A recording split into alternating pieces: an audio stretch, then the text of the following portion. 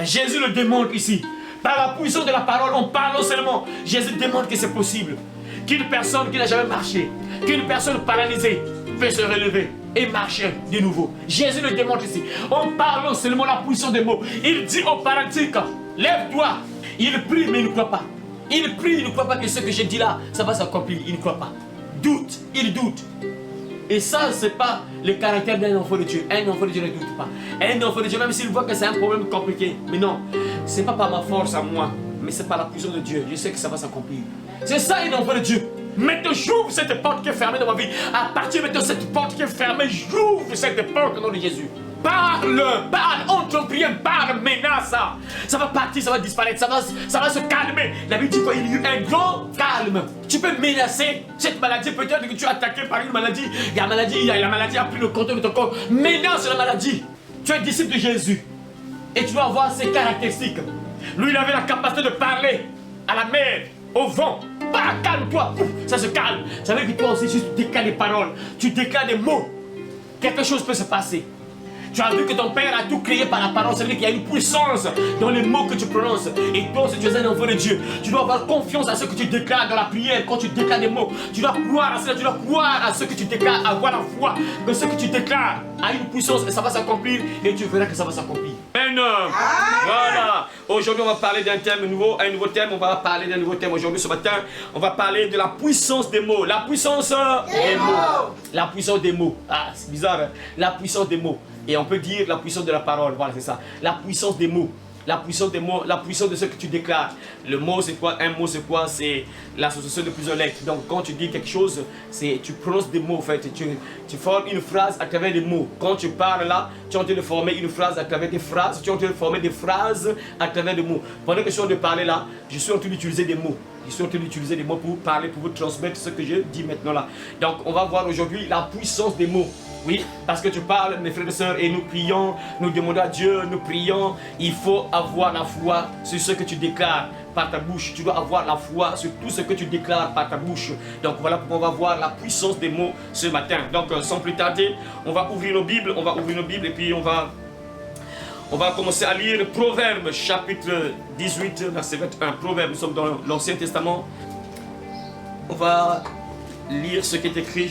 On va se lever, mes frères et sœurs, on va se lever pour lire la parole de Dieu. Proverbes chapitre 18, verset 21.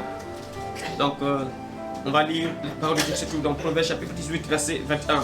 La mort et la vie sont au pouvoir de la langue. Quiconque l'aime en mangera les fruits. Amen. Amen. Merci beaucoup, on peut s'asseoir, mes frères et sœurs. Merci beaucoup. Ici, c'est le roi Salomon qui parle. En nous disant quoi? N'oubliez pas, nous sommes là. Notre thème, c'est quoi? La puissance des mots. Donc, ce que tu déclares. Il y a une puissance dans tout ce que tu déclares, mon frère, ma soeur. Donc, il faut vraiment croire. Il faut avoir la foi sur ce que tu déclares. À chaque fois que tu déclares des choses, il faut croire. Et surtout quand tu entres en prière, il faut vraiment croire à ce que tu déclares. Parce qu'il y a une puissance à travers ce que tu déclares par ta bouche. Il y a une puissance, mes frères. Et ici, le roi Salomon nous dit, c'est quoi? Que la vie et la mort sont au pouvoir de la langue. C'est-à-dire que la langue a une puissance. Quand tu déclares des paroles, quand tu déclares des choses à travers ta bouche là, il y a une puissance que tu relâches. Quand tu prononces des phrases, quand tu prononces des mots, parce que notre thème c'est la puissance des mots, donc la puissance de la parole on peut dire. Donc quand tu déclares des choses, il y a une puissance dans tout ce que tu déclares là. Il y a une puissance qui sort. Et ça peut être une puissance saine ou bien une puissance démoniaque, c'est ça. Donc quand quelqu'un déclare des mauvaises paroles, ça c'est le diable qui prend le contrôle de ces paroles là. Et il y a une puissance qui peut être relâchée à travers ces paroles que tu déclares, de mauvais là. Et voilà pourquoi un enfant de Dieu ne doit pas maudire, tu ne dois pas déclarer des mauvaises choses dans ta bouche. Il faut contrôler ta bouche, tu dois savoir ce que tu déclares. Donc il y a une puissance dans les mots que tu prononces, mon frère, ma soeur. Et voilà pourquoi. Et j'ai pris ce thème là, c'est pour te dire, mon frère, ma soeur, que quand tu pries, il faut avoir la foi sur ce que tu déclares. Il faut croire à ce que tu déclares là, ce que tu sors de ta bouche là. Il faut croire. Si vous voyez beaucoup de gens ne pas voir les miracles de Dieu, pourquoi? Parce que quand ils prient par exemple, ils ne croient pas à ce qu'ils déclarent. Ils ne croient pas à ce qu'ils déclarent. Ils ne croient pas que ce qu'ils disent là, ça va prendre effet. Ils ne croient pas que ce qu'ils déclarent là, ça aura de l'effet dans le monde des ténèbres ou bien dans le monde de la lumière. Ils ne croient pas. Et voilà pourquoi il n'y a rien qui se passe. Parce que quand quelqu'un prie, il déclare des mots. Quand la personne entre en prière, il est en train de déclarer des mots, il est en train de déclarer des choses.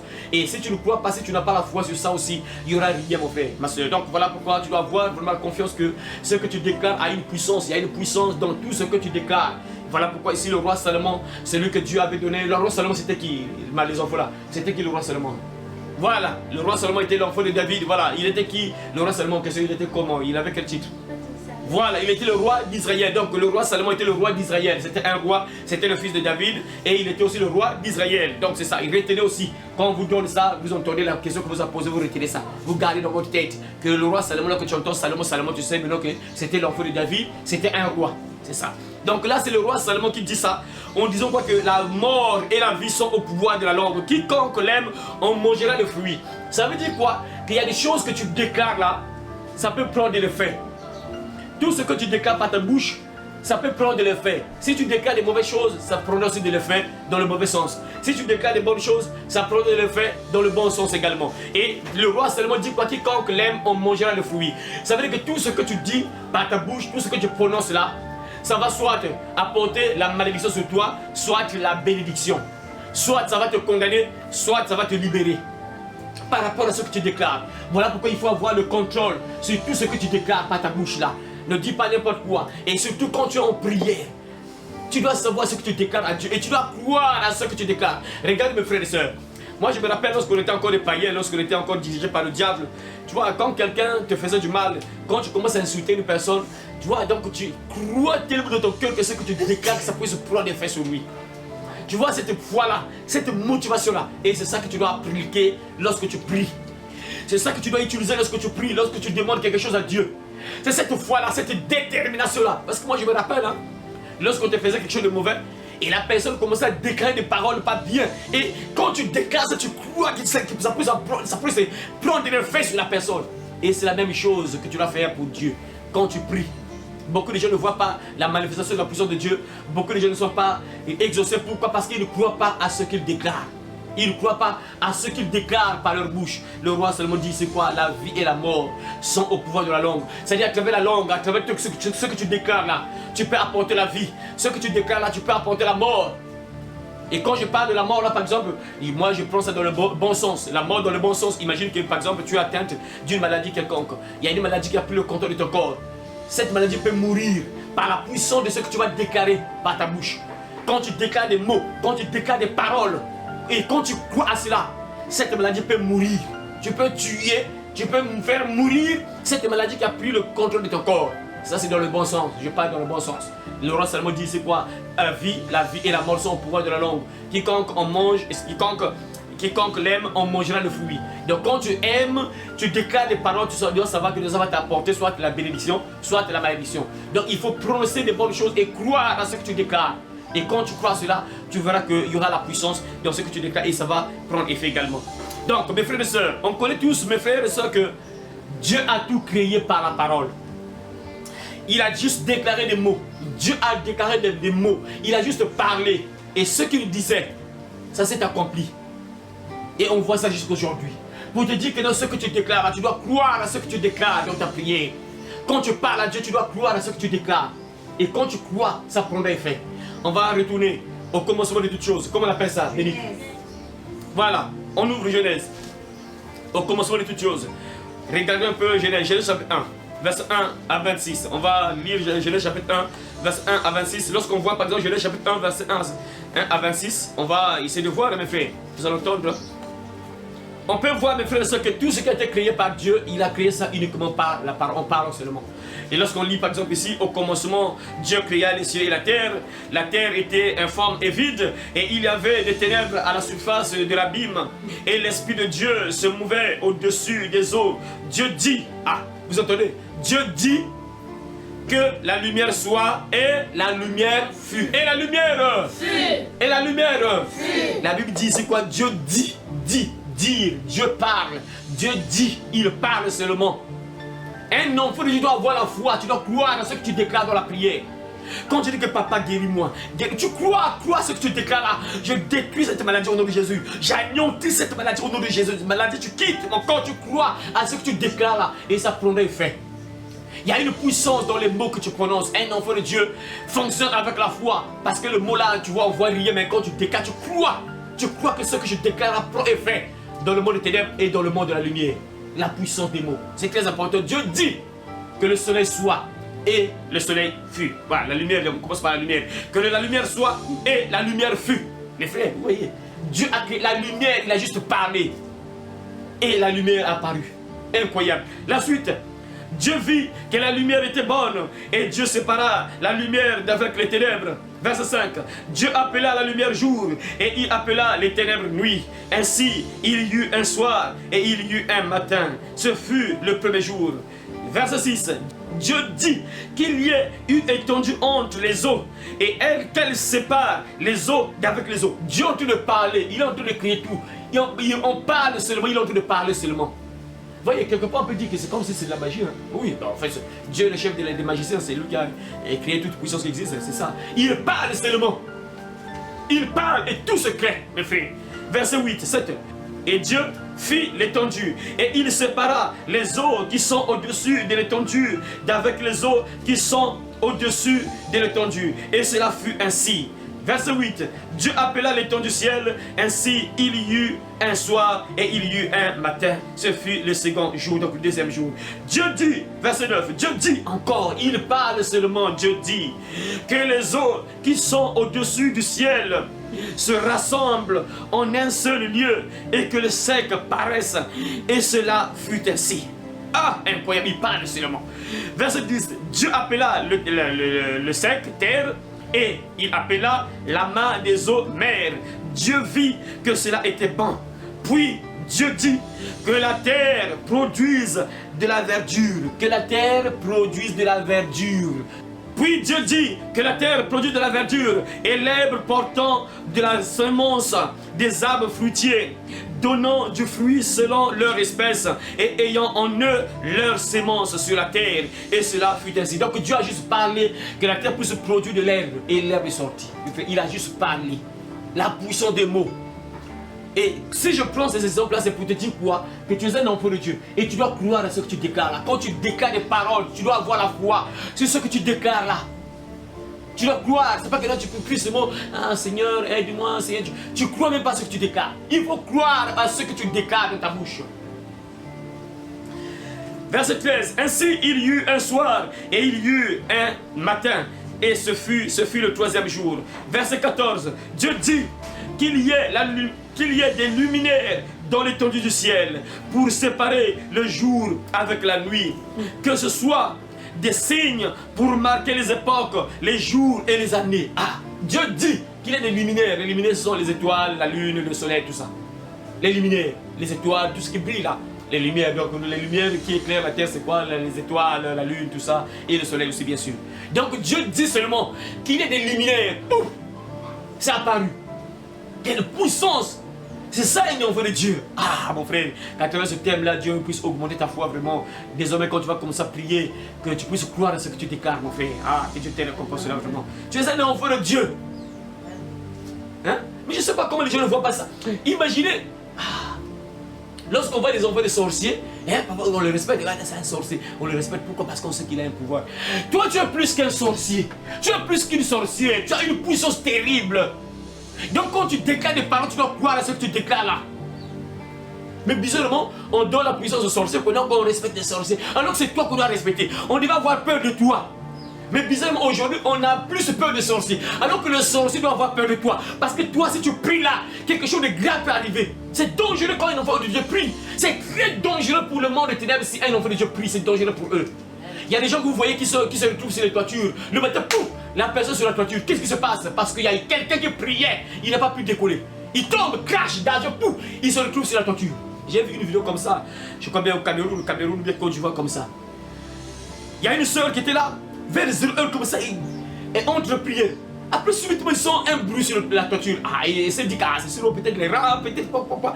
Et il a prié. Et il a fini de prier et s'est endormi. Le matin, il dit que non, je dois d'abord regarder ce qui se passait sur la toiture. Là. Il y a un bruit bizarre là sur la toiture. La soeur sort comme ça et elle regarde sur la toiture, mes frères, un homme. Il peut avoir plus de 30 ans. Il est là il devait comme un yéza, moi il dit, un sorcier devait comme un fou, donc il n'est pas juste quoi. Il était là comme paralysé, c'est comme si on l'a paralysé, il était là, il regardait comme sorcier. Il était là sur la toiture, là, il était là comme quelqu'un qui n'est pas intelligent, c'est comme s'il a perdu la connaissance, c'est comme si il était là, c'est moi, regardez, sorcier. Pourquoi? Parce que la sœur a prié, c'est ça, on blague pas. On doit avoir peur d'un enfant de Dieu. Les sorciers, le monde des ténèbres doit avoir peur d'un enfant de Dieu. On ne blague pas avec un enfant de Dieu. Parce que ce que tu déclares a une puissance terrible. Dieu en train de parler, hein, il crée tout en parole seulement. Il parle seulement. Que les lumières soient, pouf, pouf, pouf, les étoiles paraissent, pap, pap, pap, pap, pap, la lune, le soleil, pas. Incroyable, en parlant seulement. Quelle puissance. La puissance des mots, la puissance des mots. C'est ça. Ah, c'est bizarre, hein? On respecte plus ces grimaces, ces gens-là qui font des grimaces là. C'est des gens qui sont vraiment beaucoup respectés. Les gens qui aiment faire des grimaces, c'est où le truc en question? Attends, c'est... Ah, que Dieu nous aide vraiment. Ah, Seigneur. Vraiment, je prie le Seigneur qu'à travers ce message, ta foi puisse grandir. Vraiment, je prie qu'à travers ce message, ta foi augmente, mon frère, ma soeur. Il faut que ta foi augmente, mon frère, à travers ce message-là. Mais c'est bizarre, où est-ce que j'ai mis ça? Voilà. Il faut que ta foi augmente, mon frère, ma soeur. En écoutant ce genre de message, ta foi augmente obligatoirement. Ah, c'est ça, il faut qu'il y ait vraiment l'équilibre. Hein? Il faut qu'il y ait l'équilibre. Voilà. Voilà. C'est ça, il faut qu'il y ait l'équilibre. On parle aussi de la sanctification, on parle aussi de la sanctification, comment marcher avec le Seigneur. Et quelque part aussi, il faut remettre un peu la foi. Il faut augmenter la foi de la personne parce que la Bible est claire que sans la foi, il est impossible de lui être agréable. Tu ne peux pas être agréable à Dieu si tu n'as pas la foi. Voilà pourquoi on est obligé parfois de prendre, de faire des messages pour augmenter ta foi. Pour qu'un jour, si tu es confronté à plusieurs problèmes, que tu ne te défailles pas. Pour que tu n'ailles pas consulter ces gens-là. Tu vois, ces gens-là, lorsqu'ils font des incantations, ils sont sûrs d'eux. Hein? Ils sont sûrs d'eux. Lorsqu'ils sont là devant lui, ils sont en train de faire ce qu'ils... Ils sont sûrs. Tu vois, ils font ces choses-là avec détermination, avec foi. Ils savent que lorsque je fais ça, et il va déclarer des paroles, il va prononcer des mots, et il sait que quelque chose va se passer. Mais les enfants de Dieu, vraiment c'est incroyable. Ils entrent en prière, ils ne croient même pas que lorsque je déclare là, Dieu agit rien. Incroyable, vrai quoi. Non. Tu es un enfant. Est-ce que vous... Je ne sais pas si vous connaissez le nom là, vous entendez ce nom là. Enfant de Dieu. Dans la Bible, on dit même que vous êtes des dieux. Jésus dit, n'est-il pas écrit dans votre loi que vous êtes des dieux? Quelque part, nous sommes des dieux. Bon, pas vraiment dieux, parce que des petits dieux, on peut dire. C'est écrit dans la Bible, vous êtes des dieux. Donc, ça veut dire que tu es... Attends. Si tu es un enfant de Dieu, ça veut dire que tu as le pouvoir aussi de ton Père. Quelque part, ton Père t'a transmis ça. Logiquement, c'est ça. Voilà pourquoi Jésus nous transmet le Saint-Esprit. Parce qu'il veut qu'on puisse le représenter. Et quand tu as le Saint-Esprit, ça montre que oui, tu es un enfant de Dieu. Tu n'es pas comme un païen. Tu n'es pas différent. Tu n'es pas comme des sorciers. Non, mais tu es différent. Le monde des ténèbres, lorsqu'ils te voient comme ça, ils ont peur. C'est ça. Tu as des caractéristiques de Dieu. Voilà pourquoi il nous donne son esprit. Et quand tu as le Saint-Esprit, l'Esprit de Dieu, le monde des ténèbres a peur de toi. Ils tremblent, ils ont peur. Tu es un enfant de Dieu. Regardez le lion. Quand tu vois un enfant d'un lion, tu as peur d'un lion. Le petit d'un lion. Tu as peur d'un petit lion. Même s'il a un an seulement, sa maman par exemple a 10 ans. Tu vois un lion qui a un an seulement, tu as même peur. Pourquoi? Parce que tu sais que le lion, c'est dangereux avec le lion. Peut-être c'est un enfant. C'est un enfant, mais tu sais que le lion là, il a seulement un an. Oui, un an, mais il est dangereux. C'est ça, tu es un enfant de Dieu. Même si tu es enfant. Mais on doit avoir peur de toi. Et tu dois croire à ce que tu déclares. Il y a une puissance dans ce que tu prononces, mon frère, ma soeur. Hein? Ah, que Dieu t'ait récompensé cela, mon frère, ma soeur. Verset 14, Dieu dit qu'il y ait des luminaires, dans l'étendue du ciel pour séparer le jour d'avec la nuit. Que ce soit les signes pour marquer les époques, les jours et les années. Verset 15, et qu'ils servent de luminaires dans l'étendue du ciel pour éclairer la terre. Et cela fut ainsi. Verset 16, Dieu fit les deux grands luminaires, les plus grands luminaire pour présider au jour et le plus petit luminaire pour présider à la nuit. Donc deux luminaires qu'on appelle l'étoile à quoi et quoi, les deux grands luminaires. Voilà, le soleil et la lune. Donc il y a l'autre qui précède l'autre. Donc quand la lune paraît, le soleil a disparu. Et quand le soleil sort, la lumière et la lune disparaît. Voilà, c'est ça. Dieu fit les deux, voilà, donc verset 17, Dieu les plaça dans l'étendue du ciel pour éclairer la terre. Oui, mes frères, Dieu a créé tout ça, mes frères. Dieu a placé le soleil là, en haut là, c'est lui qui a placé ça. La lune que tu vois sur au ciel là, c'est Dieu qui a placé ça là-bas. Même si les scientifiques doutent, mais il y a des scientifiques qui comprennent aussi, il y a beaucoup de scientifiques qui ont compris. Ils ont fini par comprendre que oui, Dieu existe. Parce qu'il y a eu des moments où ils ont fait des tests après. Non, mais oui, c'est ça. Ah, mais il y a quelqu'un qui est intelligent qui a classé ça. Il y a quelqu'un qui est intelligent qui a placé ces choses-là.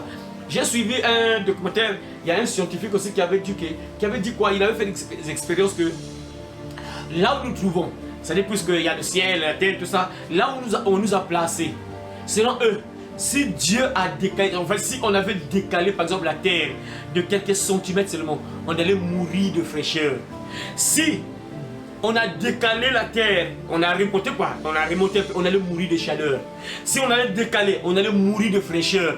Donc ils ont compris, conclusion, qu'il y a quelqu'un qui est intelligent, qui nous a placés directement là. Comme ça on ne meurt pas. Donc il n'y a pas trop de fraîcheur, on ne va pas mourir. Même s'il y a la fraîcheur, on ne va pas mourir. Même s'il y a la chaleur, on ne va pas mourir. Mais si on a décalé un peu, on allait mourir de fraîcheur. Si on a remonté un peu, on allait mourir de chaleur. Donc conclusion, ils ont compris qu'il y a quelqu'un qui est intelligent, qui nous a placés là.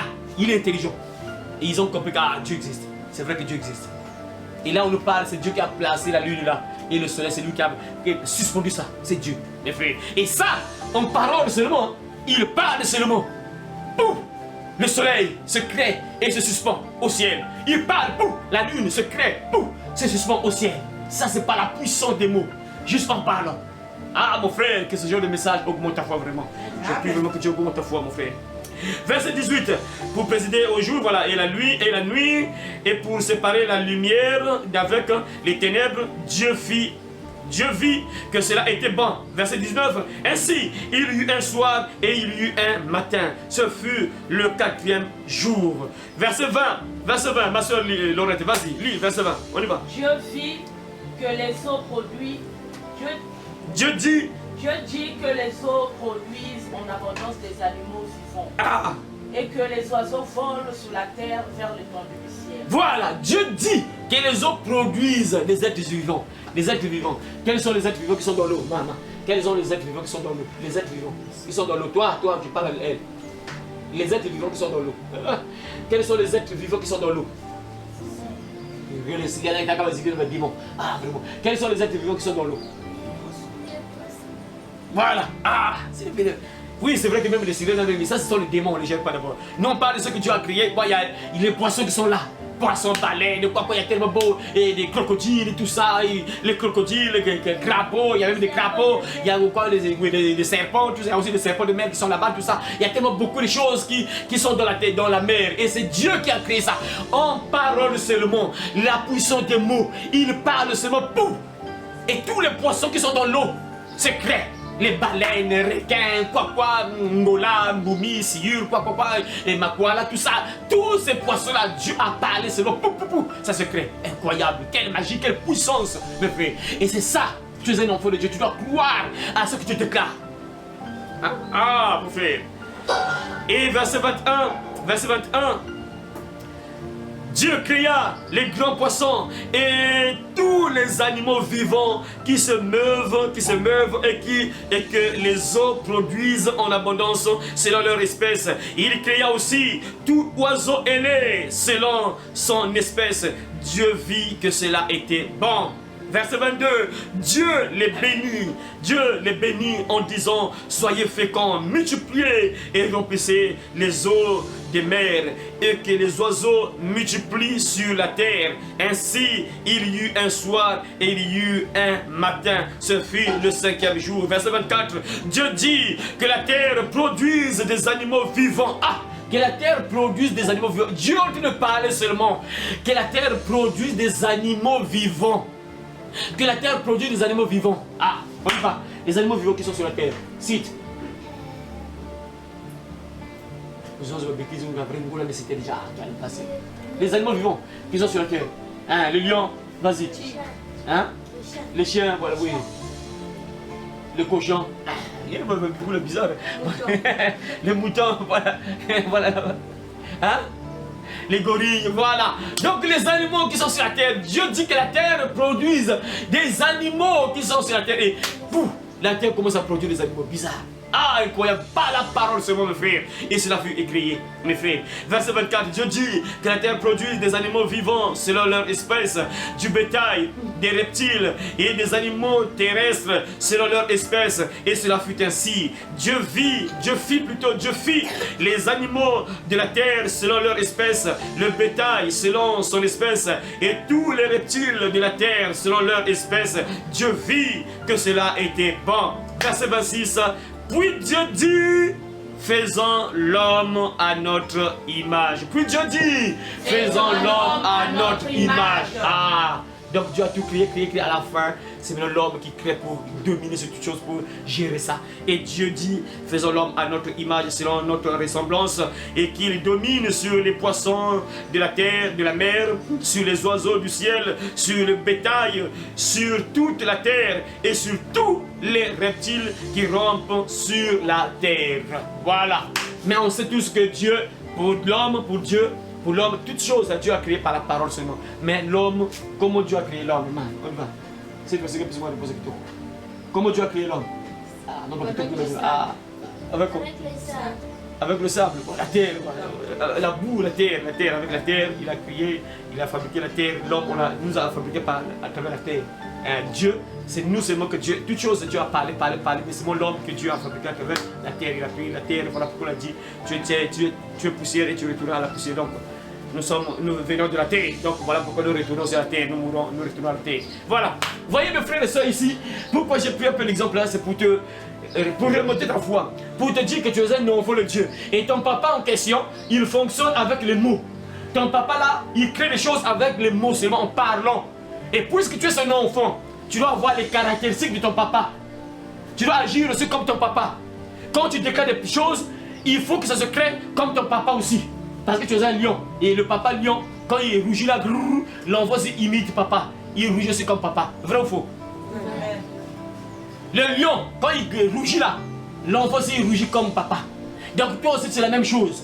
Tu as vu que ton père a tout créé par la parole. Ça veut dire qu'il y a une puissance dans les mots que tu prononces. Et toi aussi tu es un enfant de Dieu. Tu dois avoir confiance à ce que tu déclares dans la prière. Quand tu déclares des mots, tu dois croire à cela. Tu dois croire à ce que tu déclares. Avoir la foi que ce que tu déclares a une puissance et ça va s'accomplir. Et tu verras que ça va s'accomplir.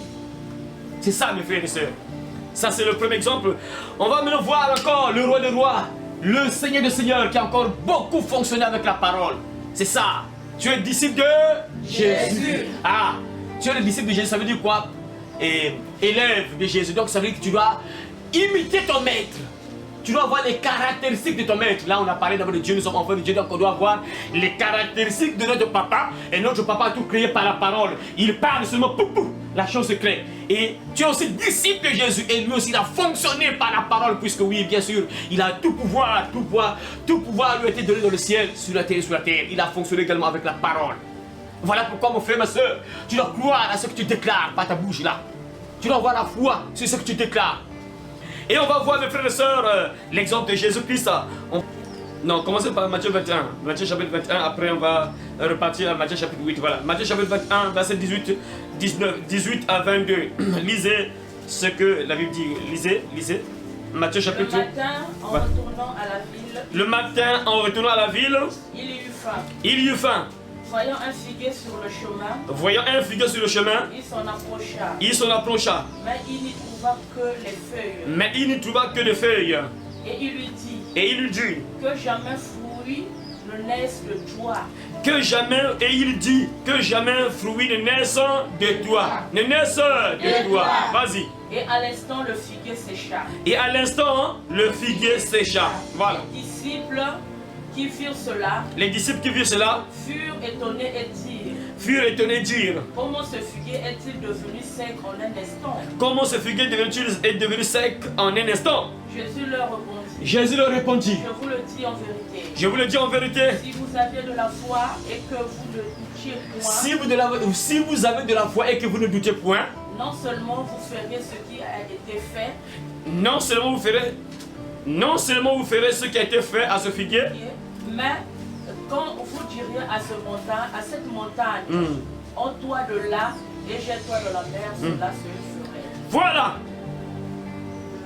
22 jusqu'à 22. Tout ce que vous demanderez avec foi par la prière, vous le recevrez. Voilà. Ah, je répète le verset 21, ça c'est très important, verset 21. Jésus leur répondit, je vous le dis en vérité, si vous avez de la foi et que vous ne doutez point, non seulement vous ferez ce qui a été fait à ce figuier, mais quand vous direz à cette montagne, ôte-toi de là et jette-toi dans la mer, cela se ferait. Tout ce que vous demanderez par la foi, tout ce que vous demanderez avec foi, par la prière, vous le recevrez.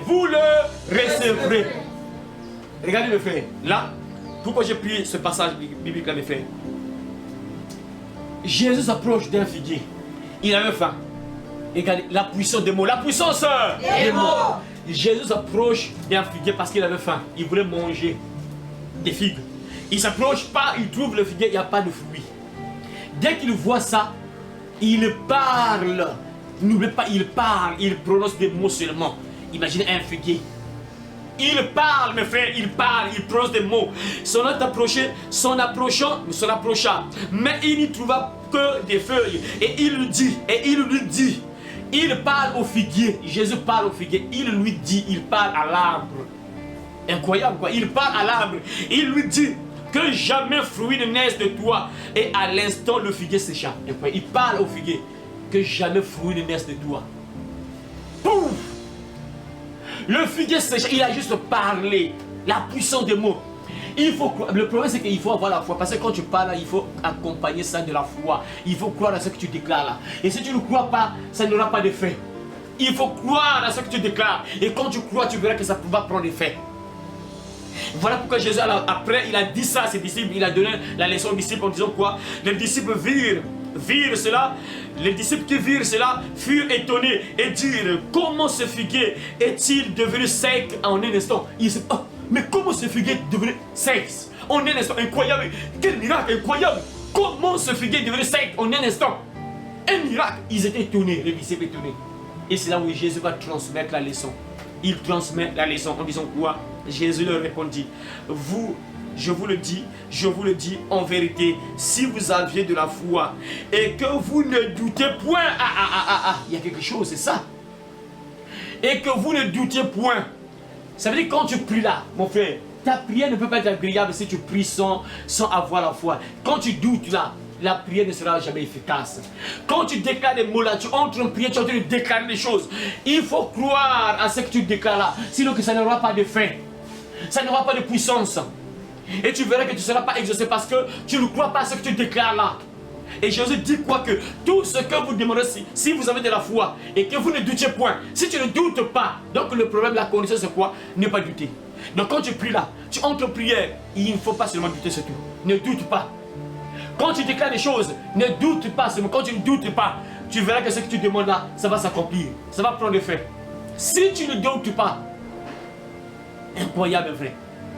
Donc il n'y a pas de miracle bizarre ou quoi. Le seul secret c'est quoi? C'est juste ne pas douter. Donc quand tu entres en prière, tu déclares des mots. Il ne faut pas douter. Il faut croire à ce que tu déclares là. Quand tu crois, tu verras la gloire de Dieu. Comme la Bible le dit, si tu crois, tu verras la gloire de Dieu. Il faut croire à ce que tu déclares comme mot, comme parole. Et ça prendra effet. Jésus leur répondit: je vous le dis en vérité, si vous avez de la foi et que vous ne doutiez point, non seulement vous ferez ce qui a été fait à ce figuier, mais quand vous direz à cette montagne: ôte-toi de là, jette-toi dans la mer, cela se ferait. Tout ce que vous demanderez avec foi par la prière, vous le recevrez. Tout ce que vous demanderez par la foi de la prière, vous le recevrez. Tout ce que vous demanderez par la prière, dans la prière, par la foi, vous le recevrez. Vous entendez? Tout ce que vous demanderez. Parce qu'on demande à Dieu à travers quoi? C'est dans la prière qu'on demande à Dieu quelque chose. On parle à Dieu par la prière, on lui demande des choses par la prière. Mais il faut qu'il ait la foi. Et si tu n'as pas la foi, tu verras qu'il n'y aura rien qui va se passer. Et Jésus dit qu'en dehors du figuier que vous avez vu là, mais vous aurez la capacité de déplacer une montagne. En fait, ça veut dire quoi? Dieu veut te dire quoi? Que tu pourras faire des choses impossibles. Parce qu'une montagne, on sait tous que personne ne peut déplacer une montagne. Personne ne peut déplacer une montagne. Personne. Quelle que soit ta puissance, il n'y a aucun sorcier magicien qui peut déplacer une montagne, c'est pas possible.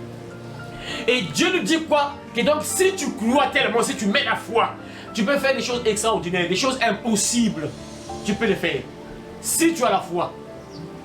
Donc la puissance de Dieu, tu dois croire à ce que tu déclares, mon frère. Ah, que Dieu te récompense, mon frère. Voilà pourquoi on va revenir à Matthieu chapitre 8. Voilà. Nous sommes dans Matthieu chapitre 8. Matthieu chapitre 8, oui. Matthieu chapitre 8, verset 23 à 27. On va encore lire, mes frères et sœurs, une autre leçon que Jésus nous transmet encore à travers la puissance de la parole, la puissance des mots. C'est ça. Donc on va encore lire ce qui est écrit.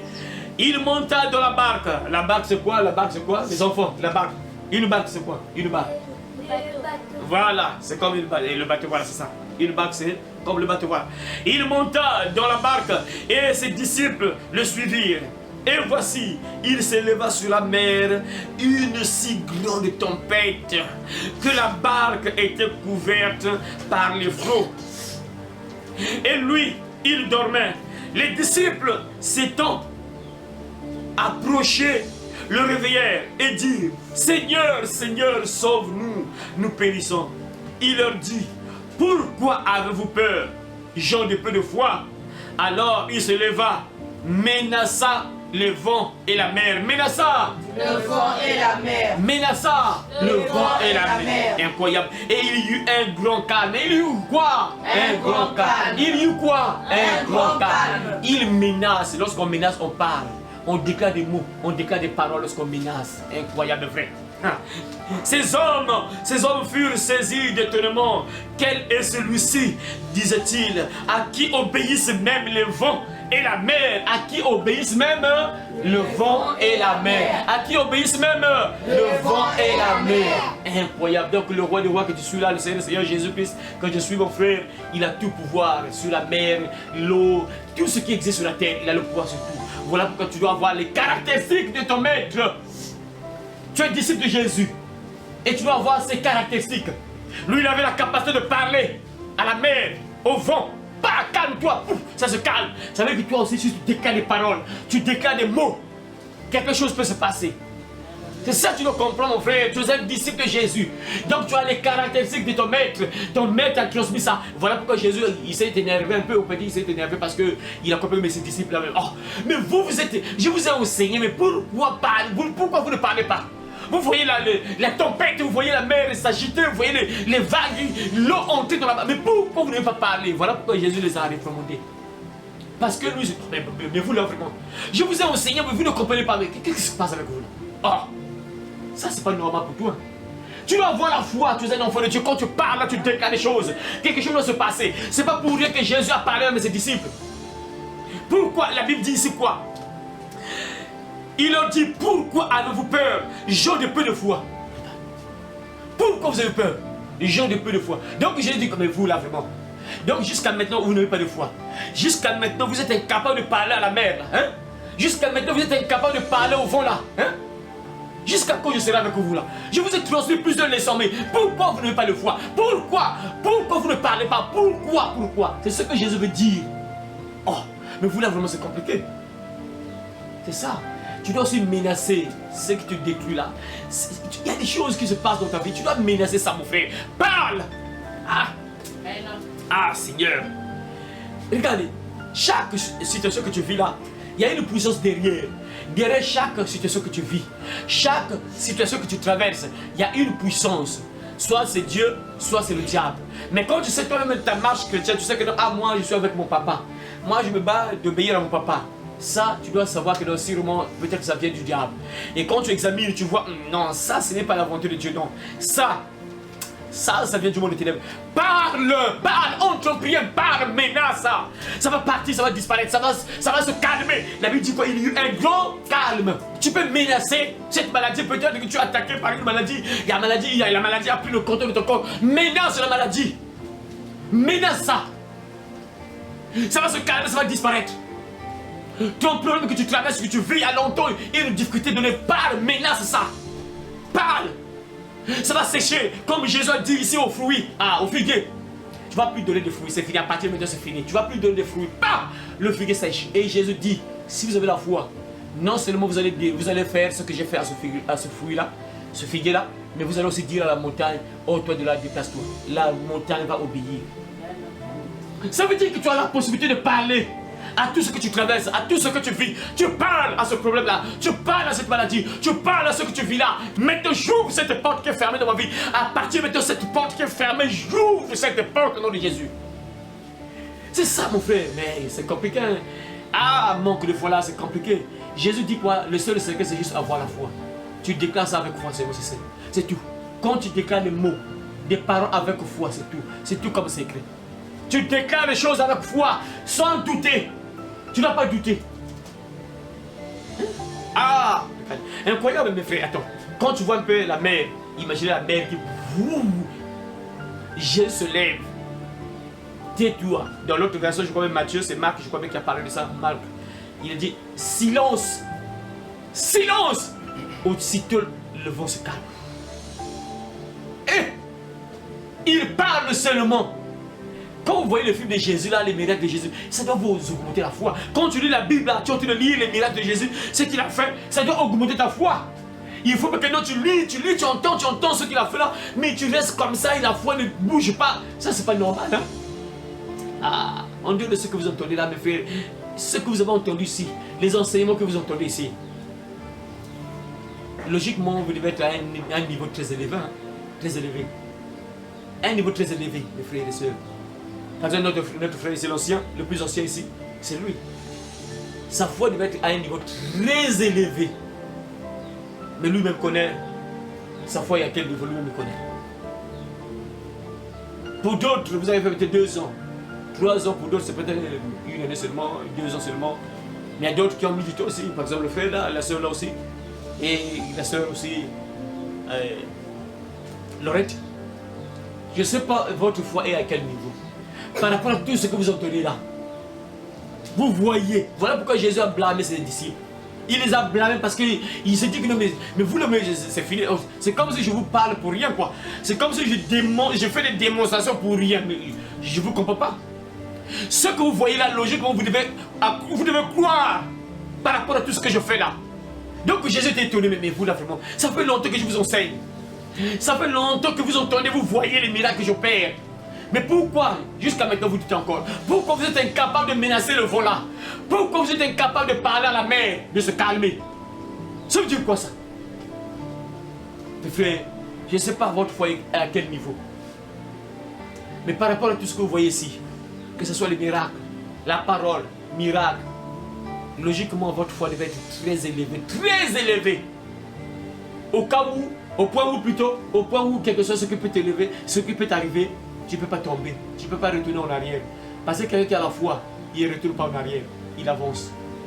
Parce qu'il est tellement sûr de son Dieu, quel que soit ce qu'il va traverser, quel que soit ce qu'il va vivre, quel que soit ce qu'il va croiser, il va toujours avancer. Parce qu'il croit tellement en son Dieu.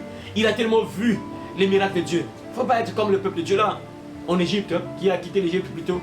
Après avoir quitté l'Égypte, ils sont devenus incrédules. Malgré tout ce que Dieu faisait, malgré les miracles que Dieu opérait, ils étaient toujours incrédules. Et voilà pourquoi ils sont tous morts. Ils sont tous morts.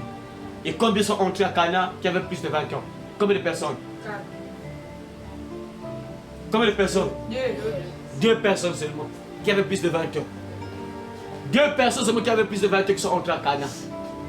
Incroyable. Et tous les vieux papas, les mamans là, incrédules, Dieu les a tous massacrés sur le chemin, en route. Ils sont tous morts. Parce que Dieu n'aime pas les gens qui sont incrédules. Hein. Les frères, ça c'est pas bien. Tu vois les miracles, surtout vous. Voilà pourquoi je vous répète encore ça. C'est très dangereux, quelque part c'est très dangereux pour vous. Parce que quand vous voyez les miracles, c'est très dangereux. Votre jugement augmente. C'est comme si votre punition augmentait. Si vous ne comprenez pas, si vous ne changez pas, si vous ne croyez pas, votre jugement augmente du jour au jour. Donc voilà pourquoi il faut même souhaiter que, bon, je ne veux plus entendre des témoignages que quelqu'un a été guéri, quelqu'un a été délivré. Il faut souhaiter ça. Si tu sais pas, si tu n'es pas sûr, tu es toujours au même niveau. Il ne faut même pas souhaiter qu'on puisse donner encore un témoignage. Parce que lorsqu'on donne un témoignage, ça veut dire ta torture augmente. Parce que lorsque tu veux seras jugé, ça sera compliqué pour toi. Parce que tu as tellement vu, mais toujours comme ça incrédule. Quand tu meurs là, c'est compliqué.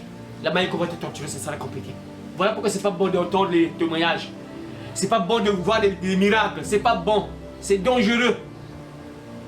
C'est dangereux de voir un miracle. C'est dangereux d'entendre des témoignages. Quelqu'un a été guéri. Il avait le sida par exemple. Il a été guéri. Il avait une maladie incurable. Il était guéri. C'est dangereux d'entendre un témoignage, de voir un miracle. C'est dangereux. Pourquoi dangereux? Parce que si tu meurs en tant qu'incrédule, tu as vu les miracles, les témoignages, miracles, témoignages. Et tu ne changes pas, tu meurs, c'est fini pour toi. Ça sera compliqué en enfer parce que tu as tellement vu, Dieu t'a montré. Mais mon enfant, crois, ouvre ton cœur, mon enfant, regarde le miracle. Miracle, Dieu puissant, ok, change, rien, même niveau. Deuxième jour, miracle, quoi, Dieu puissant, quoi, oui, la soeur était malade, il est guéri, Dieu puissant, quoi. Mais change, mais crois maintenant, rien, tu gardes la même position. Dès que tu meurs, là, c'est compliqué. C'est pas bon, mes frères. C'est pas bon. C'est mieux de chercher des églises là où il n'y a pas de témoignages.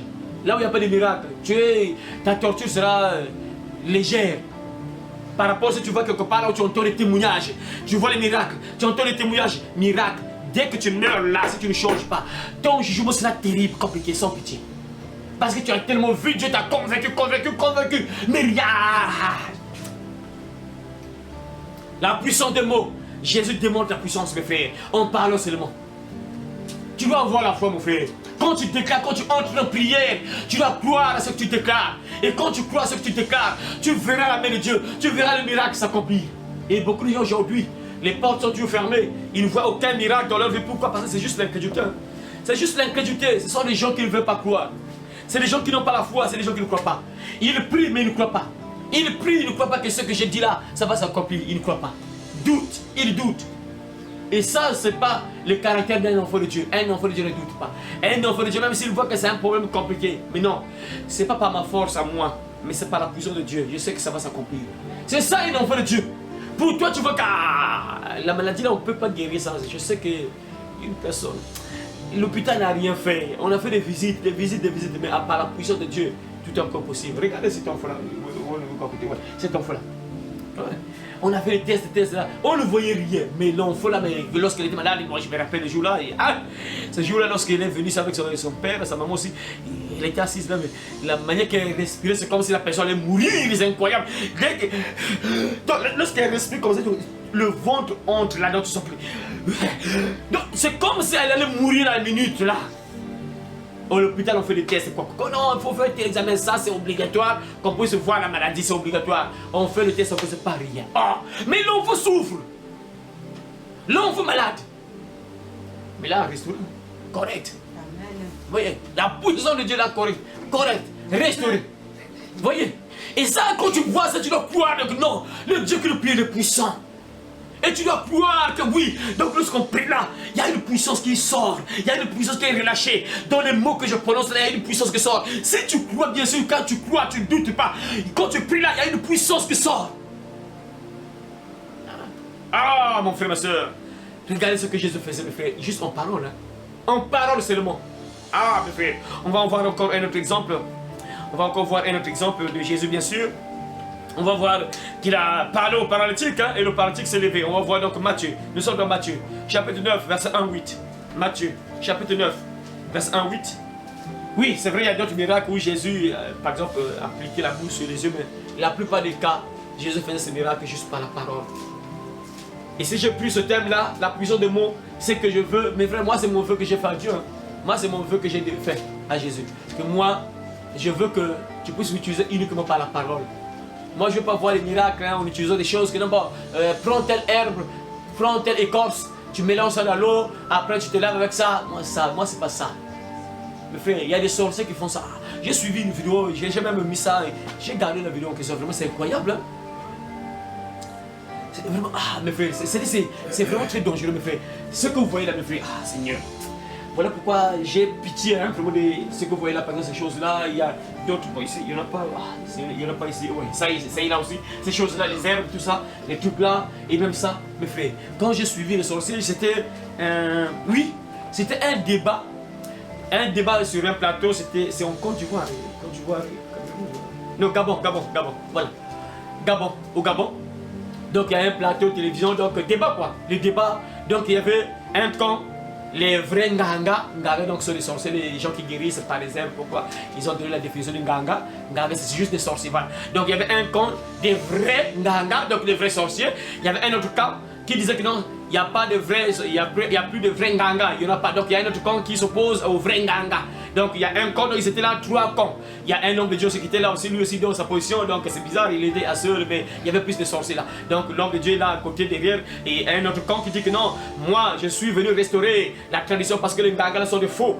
Moi je suis venu choisi, c'est moi qui viens restaurer tous les nganga, donc vous devez me suivre moi. Mais il y a d'autres qui disent que non, nous sommes les vrais nganga. Mais eux non, il y a que des faux nganga. Moi je suis venu, on m'a choisi. Moi je veux restaurer les vrais nganga, donc on va être les vrais. Mais il y a un autre homme de Dieu à côté là, donc débat.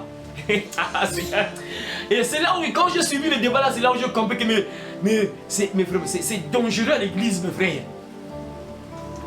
Il y a en fait des sorciers qui sont à l'église, mes frères, mais les gens ne savent pas, mes frères. Seigneur. C'est-à-dire quand j'ai écouté les nganga, c'est comme ils disent eux-mêmes qu'un nganga, Un ganga, c'est un ouin. Donc comme Jésus, quoi. Un choisi, un ouin donc consacré. Donc un ganga pour eux, c'est un ouin, un choisi, un ouin donc consacré. Et ils disent, ils donnent les caractéristiques du ganga, donc le sorcier. Le nganga, c'est quelqu'un qui est animé d'un esprit de divination. Il peut prophétiser. Le nganga prophétise, mon Seigneur. C'est-à-dire quand j'entends ce que mon Seigneur, mais l'église c'est compliqué, donc il y a des sorciers qui sont là. Donc ils disent que le vrai nganga c'est un prophète. Ils disent ça. Le vrai nganga, donc le vrai sorcier c'est un prophète. Il voit des choses, il est capable de deviner l'avenir. Ce qu'ils disent. Le vrai nganga, il maîtrise la nature. Il peut soigner n'importe quelle maladie par les herbes, les écorces. Mais Seigneur, quand je pensais à ça, mais à l'église, c'est ça là-bas, c'est ça les écorces. Toujours, mais Seigneur, donc il y a des sorciers qui sont là avec les herbes, croyez le vrai Seigneur. Oh Seigneur, ils sont en train de donner, donc, puisqu'il y avait deux camps, les vrais sorciers et pour eux, les vrais. Maintenant, les autres, non, ils sont faux. Nous, c'est nous les vrais. Maintenant, il y avait aussi un homme de Dieu, donc trois camps. Les vrais sorciers et les faux sorciers et un homme de Dieu, donc débat. Et quand j'entends maintenant on a donné la parole à chacun, bon, le nganga c'est qui? Il commence à donner la définition du nganga. C'est là où je comprends qu'il y a plusieurs sorciers dans les églises, mes frères et sœurs. Parce que ceux qui ont déclaré, c'est ce que je voyais dans notre église, là où on était là. Les herbes, on prend les herbes, on prend les écorces, là, mais c'est ce qu'il faut les nganga, c'est ce qu'ils ont dit, mais incroyable, le vrai Seigneur. Donc ils sont allégeants par les écorces, les herbes, là, ils mélangent ça dans l'eau, ils prennent les bougies, les choses, quoi. Et ils ont la capacité de voir l'avenir, ils peuvent deviner. Seigneur, mais donc l'église c'est dangereux actuellement, c'est compliqué, il faut avoir le discernement. Sinon tu peux être dirigé par une sorcière, un sorcier. Et dès que tu meurs c'est l'enfer. Hein? Incroyable frère.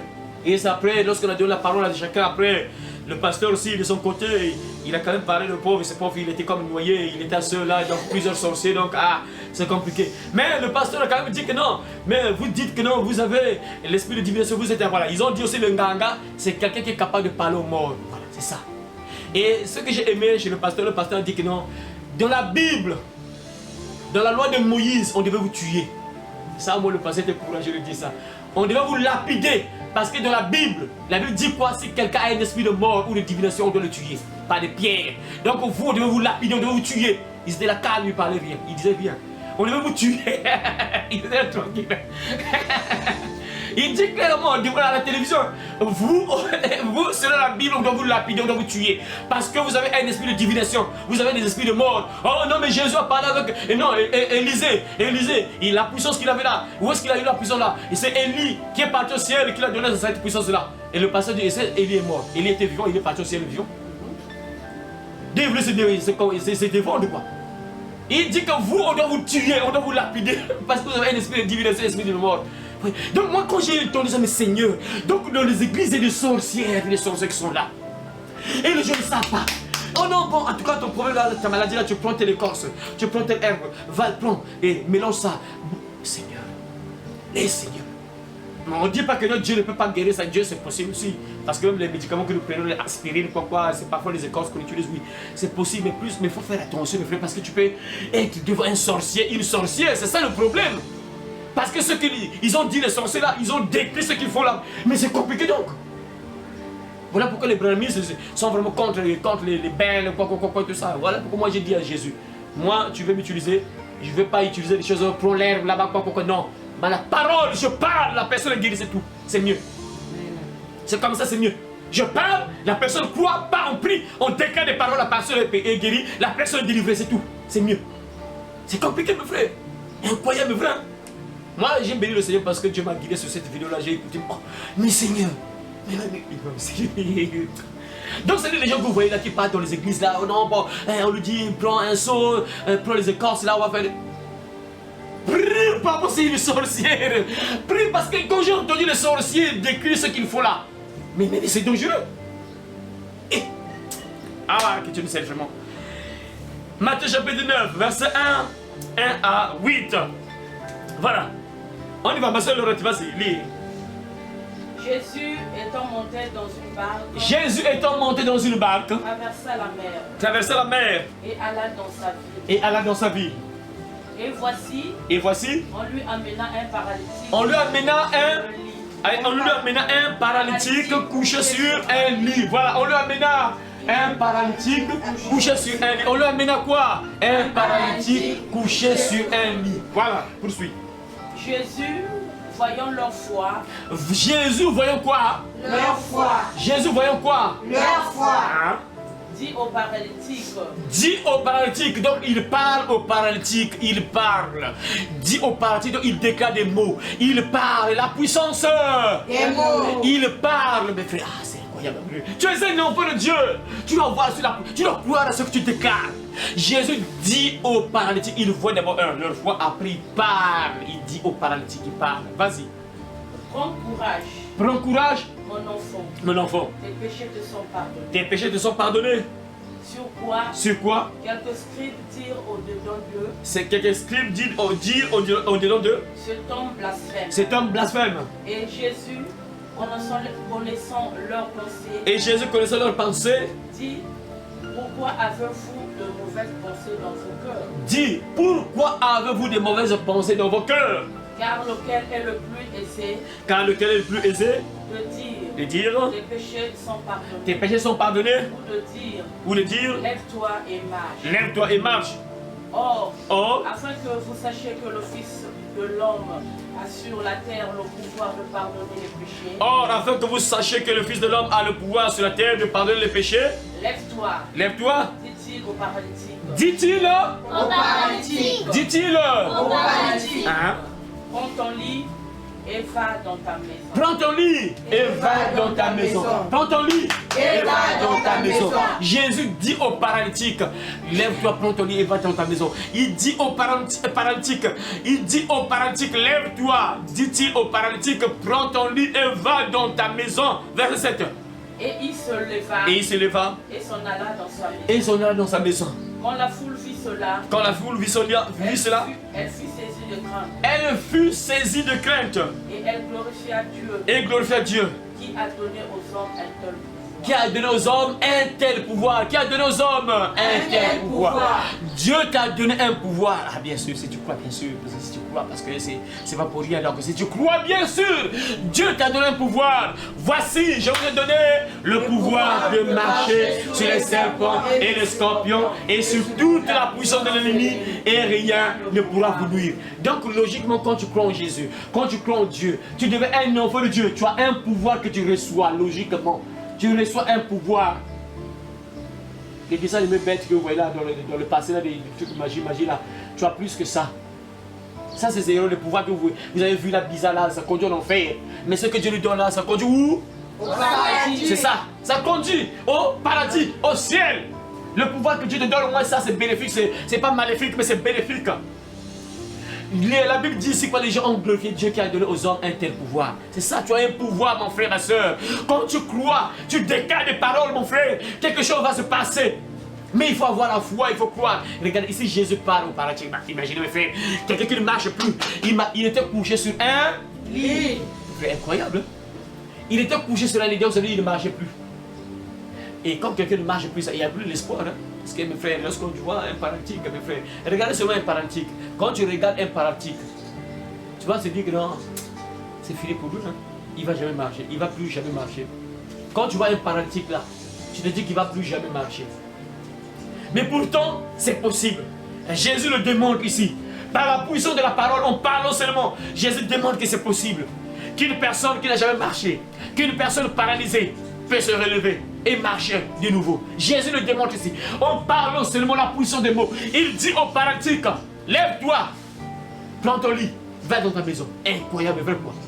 Et l'homme se leva, incroyable, aussitôt. Guérison instantanée. Il se lève juste en parlant seulement. Regardez mes frères et sœurs, le Dieu que tu pries là, c'est lui qui t'a créé. Même si un jour peut-être tu es malade, quoi. Ah, c'est lui. Faut croire que c'est lui qui t'a créé là. C'est Dieu. Et le Dieu en question, c'est lui qui a créé tes organes. C'est lui qui a mis tout ce qui se trouve dans ton corps là. Bon, qu'est-ce qu'il est incapable d'arranger dans ton corps quand tu es par exemple malade? Quand quelqu'un souffre par exemple, quand quelqu'un est malade par exemple, qu'est-ce que Dieu est incapable d'arranger dans ton corps là? Quand tu es malade par exemple, tu souffres, tu es malade. Qu'est-ce que Dieu ne peut pas arranger? Imagine le Dieu que tu pries là. C'est un Dieu puissant. Ah, c'est vrai. Tout se passe sur la foi. Tu dois d'abord, attends, tu veux que Dieu te guérisse, tu ne crois même pas en Dieu en question. Mais c'est presque impossible que Dieu te guérisse. Tu ne crois même pas qu'il existe. Maintenant, il va te guérir comme. C'est presque impossible. C'est presque impossible. Il faut que tu crois d'abord que Dieu existe. Comme ce papa-là, qui avait son enfant que le diable jeté dans le feu, parfois dans l'eau. Après, il est venu auprès de Jésus. Ah, Jésus, vraiment mon enfant. Le démon va le tuer. Le démon veut tuer mon enfant. Il jette mon enfant parfois dans l'eau, parfois dans le feu. C'est compliqué, Jésus vient. Ah, parce que les disciples avaient prié, après ça n'a pas marché. Après, il est venu auprès de Jésus. Et Jésus va dire que non. Mais pourquoi vous n'avez pas la foi? Tout est possible parce que je crois. Et l'homme là n'avait pas la foi. Il dit que viens au secours de mon incrédulité. Vraiment, je crois. Viens au secours de mon incrédulité. Donc Jésus voulait qu'il puisse croire d'abord. Et il a dit, je crois. Viens au secours de mon incrédulité. Et c'est là où Jésus a fait le miracle. Donc, il faut croire en Dieu. Si tu ne crois pas en Dieu, comment tu veux que Dieu puisse te guérir, par exemple? Tu ne crois pas en Dieu. Comment veux-tu que Dieu ouvre les portes qui sont fermées dans ta vie? Comment veux-tu que Dieu puisse te bénir, ouvrir des portes et venir à ton aide si tu ne crois même pas en lui? Ça serait un peu difficile.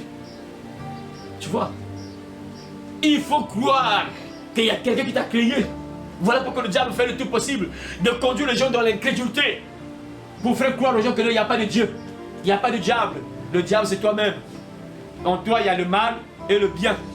Quand tu fais le mal là, c'est ça le diable. Il n'y a pas le diable, il n'y a pas de Dieu. Quand tu fais le bien, ça c'est Dieu. Donc il n'y a pas le bien, il n'y a pas le diable, il n'y a pas le diable, il n'y a pas le Dieu quoi, ça n'existe pas.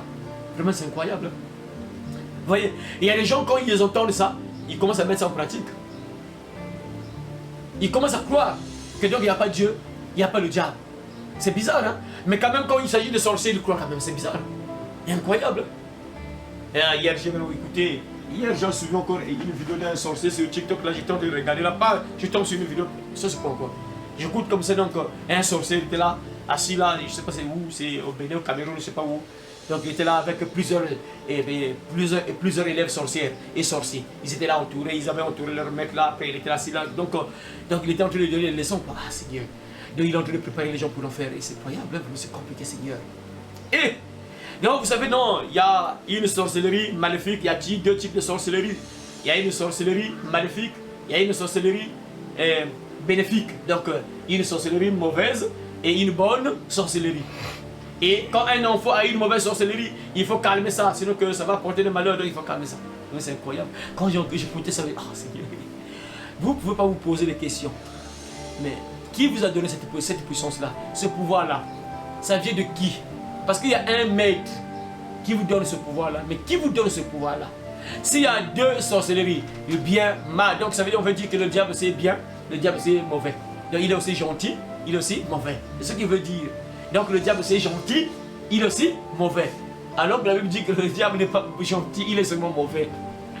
Le prince des ténèbres, on l'appelle le prince des ténèbres. Le voleur qui ne vient que pour voler, détruire, égorger. Maintenant, eux, le diable les a manipulés. Non, non, quand tu vois ton enfant, il commence à manifester certaines caractéristiques, il faut calmer ça. Parce que lui, donc ça veut dire que ton enfant a une mauvaise sorcellerie. C'est incroyable. Et là où lui aussi, il a parlé des herbes. Vous voyez cette écorce-là, quand je mets ça dans l'eau, là, Seigneur. Seigneur. Donc ça veut dire que c'est un signe pour reconnaître les sorciers et les sorcières. Tu vas le consulter. Ah non, je suis malade, j'ai un problème, mon enfant est malade. Tu vas le consulter, bon, qu'est-ce qu'il faut faire? Oh non, bon, écoute, donnez l'argent, je vais acheter les écorces et les écorces.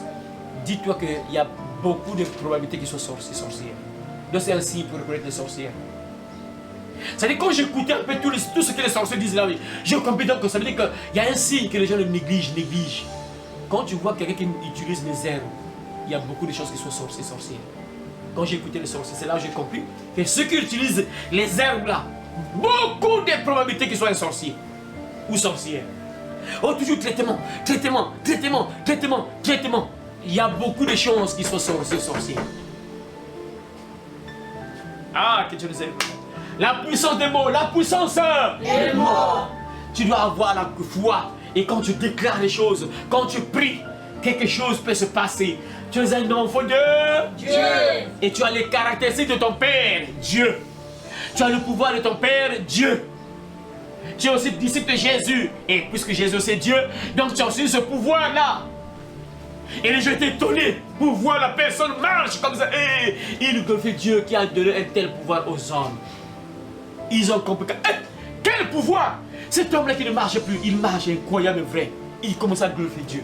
Ah, gloire à Dieu, alléluia, alléluia. Gloire à Dieu dans les lieux très hauts. Gloire à Dieu dans les lieux très hauts. Lui qui a donné aux hommes un tel pouvoir. Alléluia. L'homme qui était là, il était sur le lit. On l'a amené sur le lit. Il est reparti chez lui à pied. Incroyable, vrai. Hein? Ah, il est parti peut-être jouer au ballon. Ah, il y a longtemps que j'avais joué au ballon. Ah, il commence à courir. Je suis guéri. Mais une personne comme ça, tu abandonnes Dieu, mais c'est dangereux, c'est l'enfer directement. Directement l'enfer. Tu vois un miracle comme ça, et tu abandonnes Dieu, c'est fini, on va te brûler. C'est obligatoire. Et ça, c'est pas bon. Hein? Et Jésus te rappelle, tu te rappelles de moi. Tel jour, tel jour, tel jour, tel jour, telle année, tu étais comme ça, tel comme ça. Ah oui, mais tu connais tout ce que j'ai vécu. Qui es-tu? Quand tu vois une personne qui brille la lumière, tu ne vois même pas le visage. Tu te rappelles, ton père s'appelait un tel. Ta maman s'appelait un tel. Oui, c'est juste. Tu es né, tu t'es bien. À tel âge, tu es devenu paralytique. Oui, je me rappelle, oui. Tu es devenu paralytique jusqu'à tel âge. Oui, je me rappelle, oui. Et un jour, il y avait quelqu'un qui était venu dans la ville là. Et on t'avait transporté sur un lit. Oui, je me rappelle ce jour-là. Oh oui, je me rappelle. Oh, mais qui es-tu? Et toi-même, quand tu vois, tu sais qui est bien. La Bible dit quand tu vas sortir, que ça c'est Jésus. Tu sais que c'est Jésus qui te juge là. Tu es devant Jésus. Et il commence à te rappeler tout ça. Imagine mes frères, mais c'est pas bon. Il te rappelle tout ça. Je te rappelle le jour-là, non? Tu étais sur un lit. Après, on t'a amené auprès de Jésus, quelqu'un qu'on appelait Jésus. Tu te rappelles, non? Oui, j'ai beaucoup souffert, j'ai fait beaucoup d'années, j'étais paralytique, je ne marchais plus. Ma femme m'avait abandonné parce que j'étais devenu paralytique, même mes enfants m'avaient même négligé, ils n'avaient même plus pitié de moi. En tout cas, c'était compliqué. J'ai traversé le monde difficile, oui. On t'a amené auprès de Jésus, oui. Et Jésus a fait quoi? Oui, il m'avait guéri. Ah, cet homme-là était puissant, très puissant. Lorsqu'il a parlé, lève-toi. Va dans ta maison, pas, je me suis levé bizarre, c'est vraiment incroyable, il a juste parlé. Mais oui, c'est moi Jésus en question. Ok, tu vas partir en enfer. Mais pourquoi? Mais oui, j'ai fait un miracle, mais tu n'as pas compris. Pardonne-moi, c'est fini. Michael, saisissez-le, on te saisit pas, on te soulève l'enfer. Tire, maman, tire. C'est pas bon, mes frères, tu vois les miracles et tu ne changes pas. C'est pas bon. C'est pas bon, mon frère, ma soeur. Dieu fait des miracles pour que tu puisses croire. Tu puisses avoir la foi. Tu vois beaucoup de choses, tu dois avoir la foi. Que ces choses que tu vois là, les miracles, les témoignages que tu entends, que tu vois, puissent te donner la foi. Et si tu n'as pas la foi, tu es là, tu as douté. C'est pas bon. Hein? Dieu n'aime pas les gens qui doutent. Dieu aime les gens qui ont la foi. C'est bien écrit. Hébreux chapitre 11, verset 6. Or, sans la foi, il est impossible de lui être agréable, car il faut que celui qui s'approche de Dieu croit que Dieu existe et qu'il est le rémunérateur de ceux qui le cherchent. Donc Dieu aime ceux qui ont la foi. Si tu n'as pas la foi, tu n'es pas agréable, Dieu ne t'aime pas. Tant que tu es incrédule, tu l'énerves. Parce que lui, il veut que tu puisses croire. Voilà pourquoi mon frère, ma soeur, à compter d'aujourd'hui, tu vas me avoir la foi. Quand tu déclares des choses, tu parles, crois à ce que tu dis là. Et tu verras quelque chose se passer. Quand tu parles avec foi, tu déclares des mots avec foi, tu verras les miracles. Que Dieu t'aide, mon frère, à avoir la foi. Et que Dieu bénisse sa parole. On va voir la suite au prochain numéro, donc lundi et mardi plutôt. Que Dieu vous bénisse également au nom de Jésus. Amen. Amen. Allez par tout le monde et prêchez la bonne nouvelle à toute la création. Celui qui croira et qui sera baptisé sera sauvé, mais celui qui ne croira pas sera condamné. Cette bonne nouvelle du royaume sera prêchée dans le monde entier pour servir de témoignage à toutes les nations. Alors viendra la fin. Heureux celui qui lit et ceux qui entendent les paroles de la prophétie et qui gardent les choses qui y sont écrites, car le temps est proche. Ces paroles sont certaines et véritables. Et le Seigneur, le Dieu des esprits des prophètes, a envoyé son ange pour montrer à ses serviteurs les choses qui doivent arriver bientôt. Et voici, je viens bientôt, et ma rétribution est avec moi pour rendre à chacun selon ce qu'est son œuvre. Moi, Jésus, j'ai envoyé mon ange pour vous attester ces choses dans les églises.